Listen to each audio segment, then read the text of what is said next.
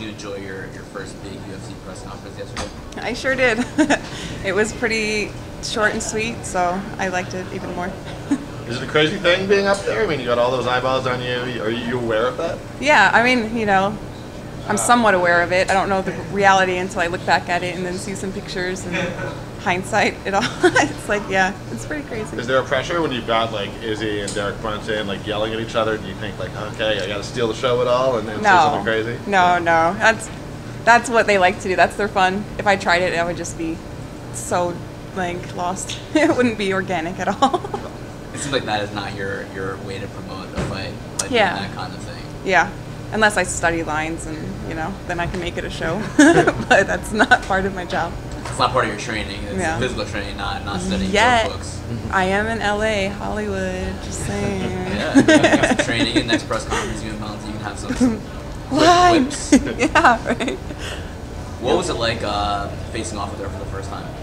It was just like any other face-off. You know, I don't think we're really gonna feel the tension until it's like the weigh-in face-off and we know it's real. We still have about a month, so it was just like any other thing.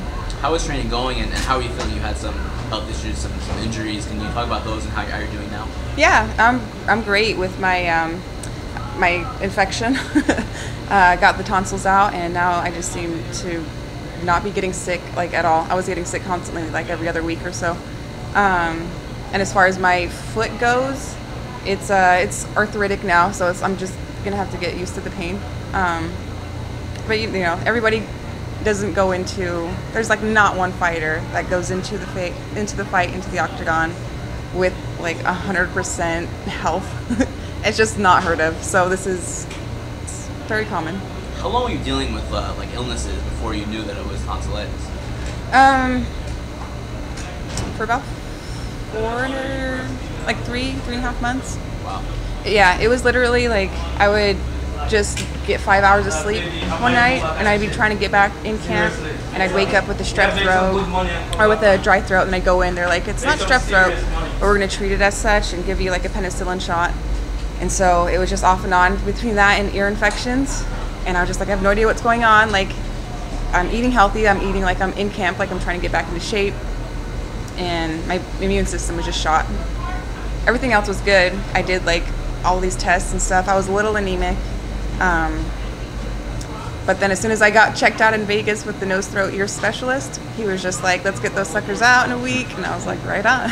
When was this going on? Like earlier this year, like in the spring, and then into like summer? Yeah, like right after I got out of the boot, because I think I just tried to shoot myself straight into a camp, and my body was like, what are you doing? Like, you spent 2 months kind of just like paddling with your hands.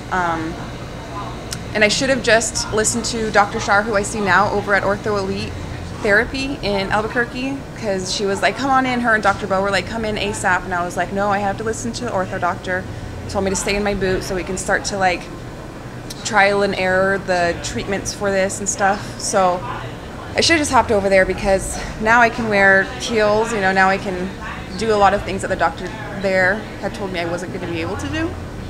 And then after that, I shot right into camp, and I kept getting sick and sick and sick, and now I'm better.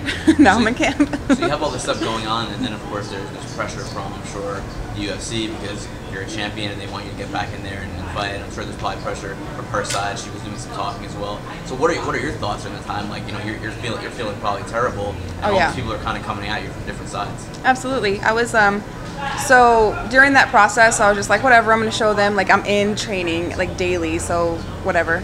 But it wasn't until, like, after the surgery that, like, when I was in recovery, and I was, like, propped up in my bed for, like, 2 weeks straight, just not being able to really even move. So I didn't even look at my phone too often. I was just laying there in pain. If anybody has ever had a tonsillectomy, you know. And so, yeah, it was just, like, I couldn't talk, I couldn't drink water, couldn't do anything for a while. And everyone just getting pretty noisy on the internet about, like, where's Nicco, blah, blah, blah, blah, blah. And I'm, like, over here in my deathbed. And so, you know, it was kind of just an outlash whenever Ariel, you know, I got wind of that. My boyfriend came in, he was like, what Ariel on his thing? And I was like, well, I couldn't, like, scream or anything, so I typed it all out. So, you know, there was a little bit of like, why would you just kick somebody while they're down already? You know, I'm not over here having a good time being sick. It's not my priority to just be like, all right, Belt, I'll get to you later. Like, you're back there. I'm just going to hang out in my house and do nothing. Like, people just thought I was just chilling, trying to recover. Were you in a hospital though when you wrote that No. Instagram? Okay. No, that was like, I had to stay a couple of days in Vegas right after the surgery. And then we came back probably like after 4 days. And like right when I came back home is when I got all that craziness. Any regrets about that whole situation? No. I think for people who can read in between the lines, grasp what they were trying to get at, and I stood up for myself. It's still not understanding to me why people would not.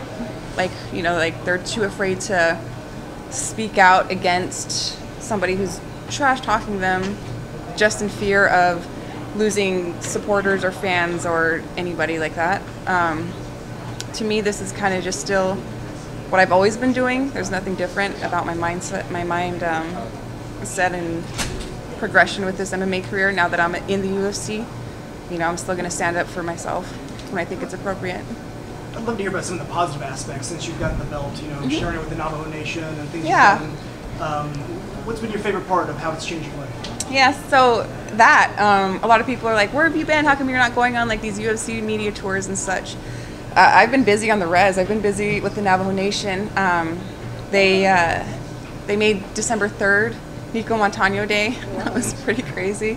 I also got recognized in the Winter Council session as just like a motivator for the Navajo Nation and for the kids, the youth especially. But I made some trips back home and was able to tell everybody thank you. I think it's huge for the kids there to know that they can become whoever they want to become as long as they stay dedicated, you know, and happy about their path that they choose. In the photos, the kids seem very excited to, you know, you were there with the belt.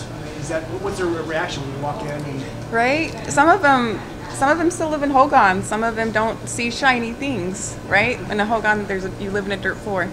So just seeing like something bright and shiny like that, I'm sure made them smile. And then you tell them what it's about. And fighting is so common in the sense of like playfulness. Like there's not a lot of like basketball, you know, or courts or football courts or whatever. So we just wrestle each other a lot of the time growing up. So they understand it. You know, those kids get it. Do you feel like a role model a little bit because they're living in some tough circumstances and you can come in and say, hey, I'm from where you guys came from and I'm a world champion? Absolutely. You know, there's not a lot of people that I feel like they can trust and listen to because a lot of people just want them kind of to become more westernized, not even modernized, just more westernized in culture aspects. But I feel like that's what makes me stronger. I think that's my strength is my culture and my traditions. So I want them to realize that they don't need to feel like they have to assimilate to anything or any assumptions of how they should be acting in any sort of mannerism and, you know, out of the res. Just be true and be honest. I don't think that's like a hard thing to do for anybody. Is it a message that you'd like to spread to other, and I'm Canadian, so it's Okay. First Nations communities, Right. but to other sort of First Nations or with whatever the American... Natives, Native, indigenous peoples? Indigenous peoples, I mean, to other communities? Yeah, you know, it's give it your 110% to any passionate thing that you can see yourself having a career with. I would never have known that I would have gotten this far if I wanted to give up the amount of times I wanted to give up after my losses, after just hard training sessions, you know, after not being able to pay rent. I was there, and you know, now I'm here because I stayed honest about my efforts to get to where I'm at today. There are some people who have almost already written you off in this fight because they probably know her. They're more familiar with her Right. than they are with you in many ways. What is your response to that? What is your message to those people? I suppose my reaction was that laugh.